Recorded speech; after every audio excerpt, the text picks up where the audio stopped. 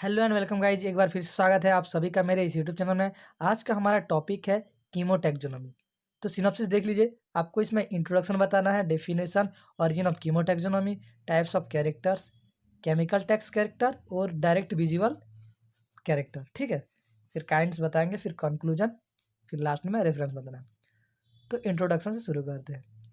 कीमोटेक्सोनोमी taxonomy का important part होता है। इसके अंतर्गत ऑर्गेनिज्म के स्पीसीज का क्लासिफिकेशन एंड आइडेंटिफिकेशन उनके केमिकल सब्सटेंस के बेस पर किया जाता है।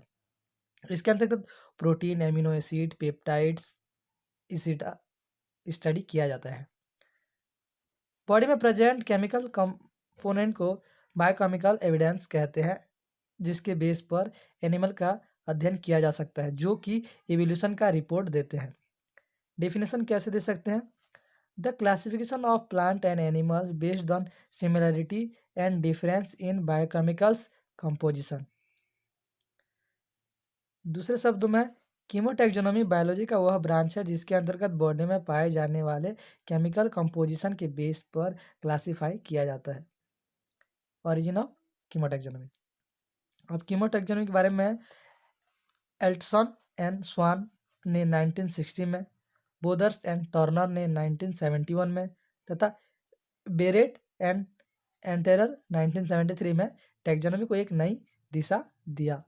ठीक है, अब इसका जो सन है आप वो ठीक से देख लेना। फिर एनिमल किंगडम में किसी भी जीव का बॉडी कई केमिकल से मिलकर बना है। इसमें से केवल कुछ बायोकेमिकल प्रोडक्ट्स को ही एवोल्यूशन का एविडेंस माना गया है। वैज्ञानिकों का मानना है कि बायोकेमिकल्स जेनेटिक रिलेशनशिप के अत्यधिक विश्वसनीय संकेत हैं, बिकॉज प्रोटीन्स जीन्स द्वारा अधिक क्लोजली से कंट्रोल होते हैं। एनाटॉमिकल फीचर्स की तुलना में नेचुरल सिलेक्शन के संबंध कम होते हैं। कुछ बायोकेमिकल प्रोडक्ट्स हैं जो कीमोटेक्सोनोमी को आधार प्रदान करते हैं, जैसे protoplasm. Every living cell from a bacteria to an elephant, from a grass to a blue whale has protoplasm. सभी लिविंग सेल में बैक्टीरिया से लेकर एलिफेंट तक प्रोटोप्लाज्म है। घास से लेकर ब्लू व्हेल तक में जितना भी बॉडी है प्रोटोप्लाज्म है। यद्यपि प्रोटोप्लाज्म की जटिलता, कॉम्प्लेक्सिटी एंड घटक लोअर से हायर क्लास तक लिविंग ऑर्गेनिज्म तक बढ़ते जाते हैं, बट बेसिक कंपाउंड क्या हमेशा क्या रहता है?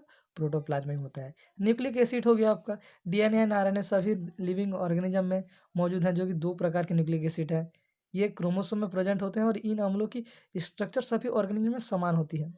डीएनए हमेशा दो चेन होती है, जिनमें से एक डबल हेलिक्स होता है और एक प्रत्येक चेन न्यूक्लियोटाइड से बनी होती है। प्रत्येक न्यूक्लियोटाइड में एक पेंटोस मतलब पेंटोस शुगर, एक फास्फेट ग्रुप तथा एंड नाइट्रोजनस बेस होते हैं, जैसे एडेनिन, ग्वानिन, साइटोसिन, थायमिन आदि। ये नाइट्रोजनस बेस है। ठीक। डाइजेशन एंजाइम जो कि लिविंग ऑर्गेनिज्म में प्रेजेंट होती है। Enzymes are chemical compound that help in digestion. Protein एक विशेष प्रकार के enzyme like pepsin, trypsin etcetera के द्वारा मनुष्य में भोजन को पचाता है। इन एंजाइम में जटिल से लोअर से हायर जीवों की ओर बढ़ती जाती है, बट मौलिक रूप से समान होते हैं। जो एंजाइम्स होता है वो जटिलता के हिसाब से नीचे से ऊपर की ओर बढ़ते जाते हैं, बट जो मौलिक रूप से जिनका स्ट्रक्चर हो तो सेम ही रहता है।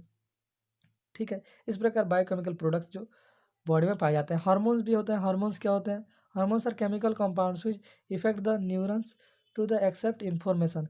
तो इसी इंफॉर्मेशन को क्या था? हार्मोन इफेक्ट करता है। इसी प्रकार ये हार्मोन्स, ये जितने बायोकेमिकल प्रोडक्ट, उसी बेस पर क्या कहते हैं? टेक्सोनोमी का स्टडी किया जाता है। इस प्रकार बॉडी में अनेक बायोकेमिकल प्रोडक्ट्स होते हैं, जैसे कि sodium, nitrogen, oxygen, carbon, hydrogen, potassium etcetera आदि। अब इस हिसाब पर जो है ना, जो कीमोटेक्सोनोमी है उसको कैरेक्टर को फिर डिवाइड किया गया है। कैरेक्टर दो प्रकार के होते हैं, डायरेक्ट विजुअल कैरेक्टर और chemical test character. Direct visual character कैसे होते हैं? वही केमिकल सब्सटेंस जो कि माइक्रोस्कोप के द्वारा ईयरली लोकेट होते हैं, दिखाई देते हैं, वो डायरेक्ट विजुअल कैरेक्टर रहते हैं। फिर केमिकल टेस्ट कैरेक्टर, ऐसे केमिकल सब्सटेंस जो कि माइक्रोस्कोप के द्वारा आसानी से नहीं देखे जा सकते। ऐसे केमिकल सब्सटेंस विभिन्न टेक्सचर के विभिन्न विकासीय संबंधों को समझाने व सुलझाने के लिए यूजफुल होते हैं। ऐसे कैरेक्टर क्या कहलाते हैं? Chemical text character. एनिमल में पाए जाने वाले ऑल केमिकल सब्सटेंस जिनका यूज टैक्सोनॉमी में मेनली किया जाता है, ये निम्न टाइप के रीजन है, जैसे एल्केलाइड्स, कॉम्प्लेक्स ऑर्गेनिक कंपाउंड का ग्रुप है, कार्बनिक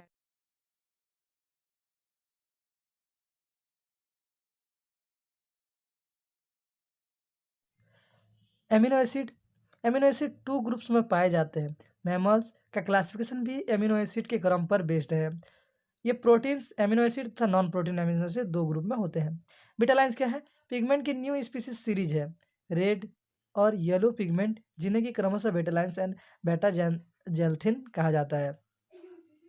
ट्रिपिनॉइड क्या होता है? ट्रिपिनॉइड स्टेरॉइड कंपाउंड का विविध रूप समूह है, जिसे एल्केलाइड या ग्लाइकोलाइड या पिगमेंट की तरह माना गया है।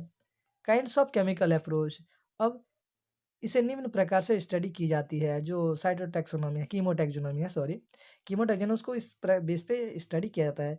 इम्यूनोलॉजिकल बेस पे फिर chromatography, electrophoresis, infrared spectroscopy, histochemical techniques इस बेस पर किया जाता है। ये सभी ब्लड टिश्यू एंड सीरम के केमिकल सब्सटेंस या कंपोजिशन की व्याख्या से रिलेटेड है, जो कि डेवलपमेंट व रिप्रोडक्शन दोनों में सेल्स के फिट्स के लिए आवश्यक केमिकल कैरी करते हैं। कंक्लूजन कैसे देंगे?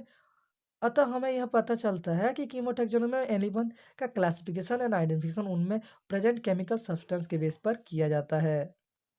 रेफरेंस में देंगे plants taxonomy and biosystematics by Clives and Steve.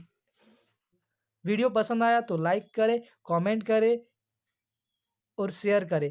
और क्या आपको ऑब्जेक्टिव वीडियो चाहिए तो ज़रूर कमेंट करें यस और नो। Thank you.